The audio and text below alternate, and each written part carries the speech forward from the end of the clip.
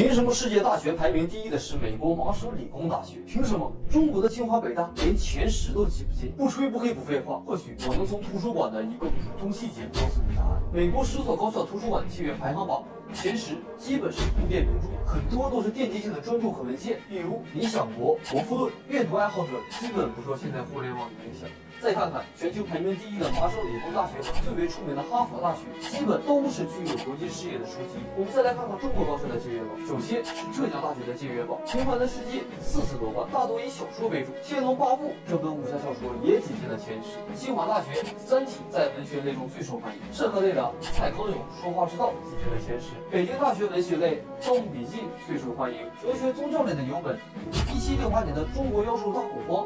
没听说过。复旦大学最想阅读的书是《心理学与生活》《解忧杂货铺》。看完图书馆借阅排行榜，我来灵魂一问：你觉得中美名校差距大不大？